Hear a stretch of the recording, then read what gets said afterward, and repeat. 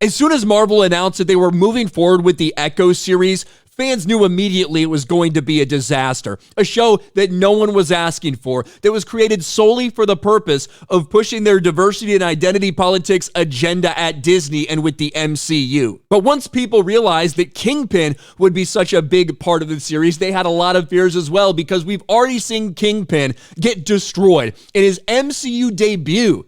They completely ruined his character, only to go on and get beat, not even by Hawkeye, but instead by Kate Bishop. And of course, shot in the head by Echo, but somehow miraculously surviving. Well, at this point, I wish they would have just killed him, because what did they do in the Echo series? They just made him get beaten again by a cringe girl boss in Echo with the powers of her ancestors. In one of the most embarrassing ways possible, she tried to heal the wounds inside him, in his heart, in his head. And literally, he was defeated because Echo made him cry. And he ran out crying like a little bitch. The second time we've seen him in the MCU, and the second time that he runs away after getting beaten by a woman. This is now the Kingpin in the MCU. And shocker, Marvel thinks they're actually building something up with him. Here's all the headlines coming out of some of these interviews when an executive producer for Echo said, we're really working on building up Kingpin to be the Thanos level villain, street level wise, in the MCU. Echo producer teases Kingpin as the Thanos of street level MCU. Echo's Kingpin will become the Thanos of the street-level MCU. Marvel Studios reaffirms commitment to evil bald guys by confirming Kingpin is the MCU's street-level Thanos. And that, quite frankly, is a joke. You're talking about building him up as your next Thanos, which, if you'd have just brought the guy from the Netflix Daredevil series, I think a lot of people could see that. That's not what they did. The first 2 times we've seen him, he's gotten completely and totally embarrassed by characters that don't deserve to beat him, at least not at that point in time. For Kate Bishop to beat him the way she did at the end of the Hawkeye series is fucking ridiculous. And then for Echo, once again, a character nobody gives a fuck about, a character they changed the powers for, a character whose literal power is being a girl boss who gets access to other girl bosses' powers because she's related to them because they're also Native American. It's fucking horrifically stupid and cringe. And to make him run out crying because she made him feel things in his heart. It's embarrassing for this character. And now Vincent D'Onofrio is somehow trying to spin the terrible things they did to him in this series that, I don't really think she changed him. He's just enlightened now. Marvel's Echo star Vincent D'Onofrio offers his take on Kingpin's ending in Disney Plus series. I don't think he's changed. I think he's enlightened. And here's a quick recap, just so if you guys didn't watch it, thankfully enough you didn't watch it. Here's a little recap. For those who haven't seen Echo, the moment in question unsurprisingly comes at the conclusion of the series' 5th and final episode.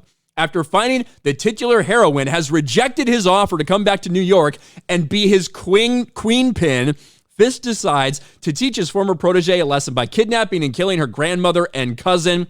However, before she can make good on the latter half of his plan, he and his men are interrupted by Maya, newly empowered by the spirits of her female Choctaw ancestors, who proceed to use their new abilities to wipe the floor with Fisk and his men. And here she is, using the powers of healing to try to heal his emotional trauma, his emotional pain. How fucking cringe, and he walks out crying. Reduced to tears, Kingpin ultimately responds, "What did you do?" before immediately running into his nearby vehicle and demanding through more sobbing that his men immediately take him away from the situation. This is you building him up as the Thanos of the MCU. Well, this was Vincent D'Onofrio's attempt to justify all this and ask if what she did made him want to run for mayor. Did Maya's powers somehow have a hand in the decision to run for mayor? The actor asserted, no, I don't think that.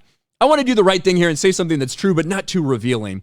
I don't think he's changed. I think he's enlightened. Well, thank you, Maya, for getting Kingpin on his knees and enlightening him with your fucking girl boss powers. I haven't seen a lot of episodes of Echo.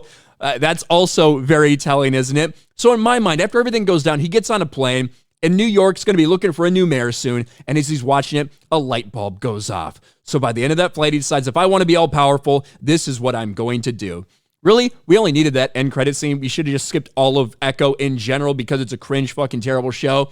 But the idea that you're trying to say this, you're saying that this guy's supposed to be the next Thanos level threat. Kind of the same thing you did with Kang, isn't it? But just on a street level.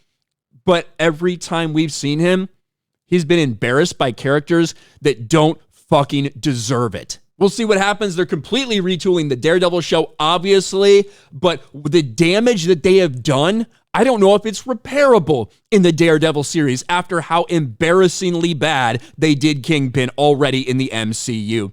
Let me know your thoughts about all this in the comments section below. Smash a like button, subscribe to the channel, ring the bell for notifications, share this video out there, and I'll talk to you later.